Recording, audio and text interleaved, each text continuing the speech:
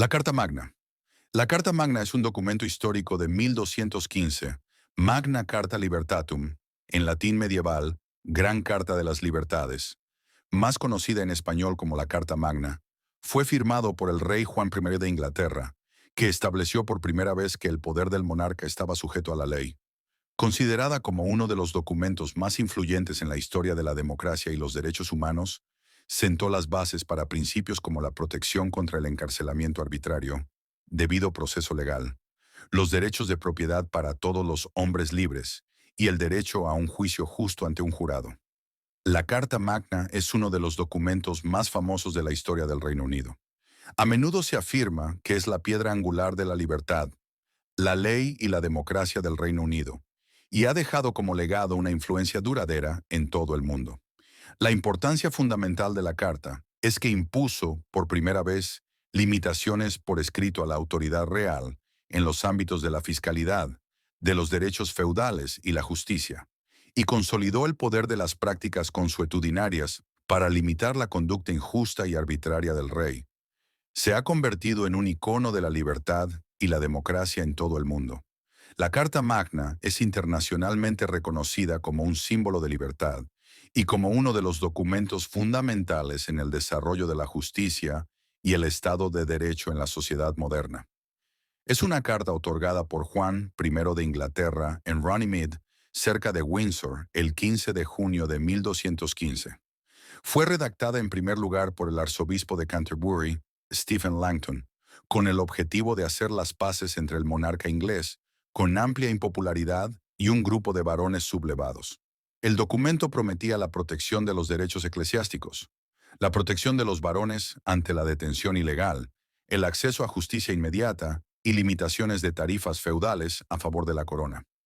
El acuerdo sería implementado por un concilio de 25 varones.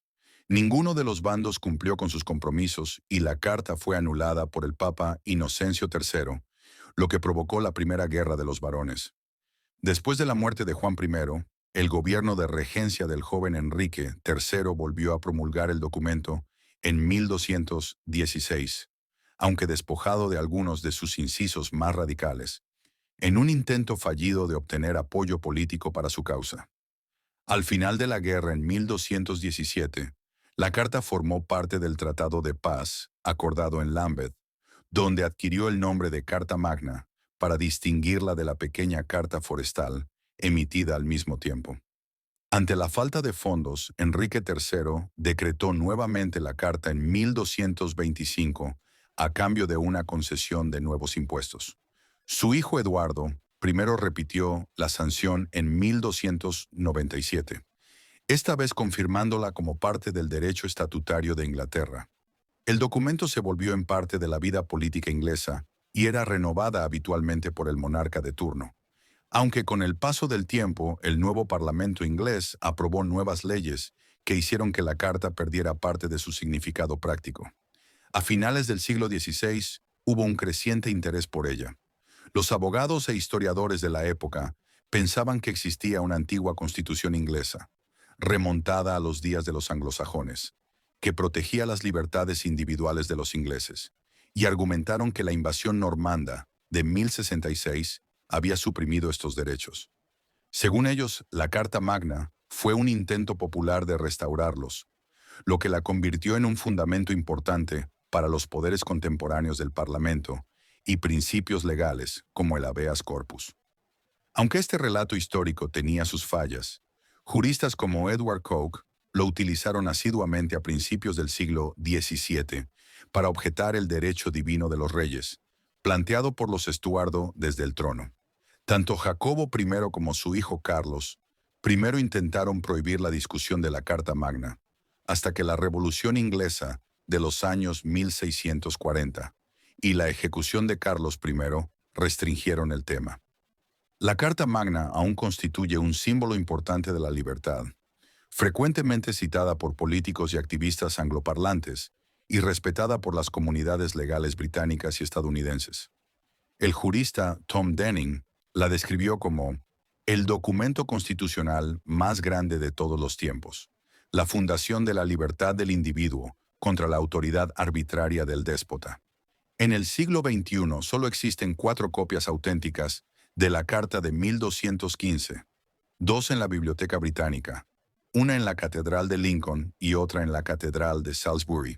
El 3 de febrero de 2015, en conmemoración del 800 aniversario, se exhibieron en la Biblioteca Británica las 4 cartas originales de 1215. También existe un puñado de cartas posteriores en poder de instituciones públicas y privadas, como algunas copias de la Carta de 1297 conservadas en los Estados Unidos y Australia.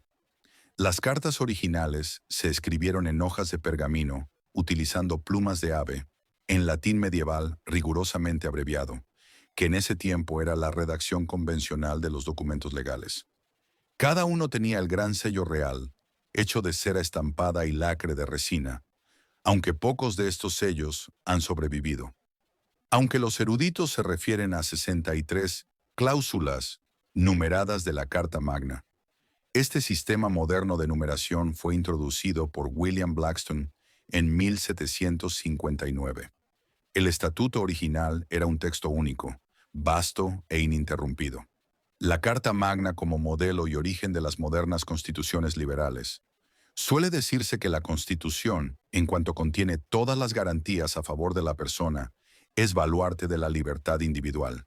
En efecto, aunque ellas se encuentren en todas y en cada una de sus partes, según veremos, en este artículo se encuentran condensados todos los principios que han de servir de base a la legislación para hacer efectiva la libertad personal, la inviolabilidad del hogar, los secretos de la vida privada y en un tratamiento humano en los juicios y en las cárceles, cuando se ha cometido delito.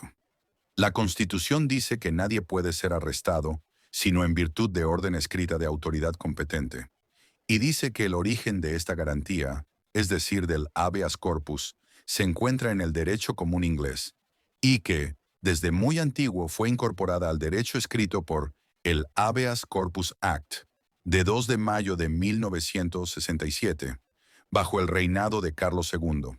De Inglaterra pasó a Estados Unidos en el mismo carácter de common law de la madre patria, y de allí fue trasplantada en nuestro suelo. 17. El autor citado define en la mencionada obra el auto de habeas corpus y dice que consiste en que, cuando un individuo se queja de haber sido ilegalmente arrestado o privado de su libertad, debe ser llevado sin demora ante su propio juez o tribunal para que examine la causa de su detención y sea puesto en libertad si se encuentra que la detención fue arbitraria. Importancia de la Carta Magna, significado político. Limita el poder del rey y establece que el gobernante está sujeto a la ley, un pilar fundamental para la democracia y el Estado de Derecho moderno. Influencia duradera. Es un símbolo de libertad y un precursor del constitucionalismo moderno y de la protección de los derechos individuales en sistemas legales de todo el mundo, especialmente en el ámbito angloamericano. Principios clave a: derecho a un juicio justo. Establece que nadie será arrestado, encarcelado, desposeído de sus bienes o exiliado sin un juicio legal de sus iguales o la ley del país. B. Protección de derechos de propiedad. Garantiza a los hombres libres el derecho a poseer y heredar propiedades y a no ser gravados con impuestos excesivos. C. Limitación del poder de funcionarios. Incluye disposiciones contra el soborno y la mala conducta de los funcionarios. D. Libertad de la Iglesia. Protege a la Iglesia de la intervención del gobierno. E. Precedente para el Parlamento. Creó un consejo de varones que supervisaba las acciones del rey, considerado un precursor temprano del Parlamento. Importancia de la Carta Magna. La importancia de la Carta Magna radica en que es el primer documento que establece la limitación del poder del Estado, incluso de un monarca, la supremacía de la ley sobre el gobernante y los principios fundamentales de derechos y libertades para los ciudadanos, sentando las bases de las constituciones modernas y la democracia.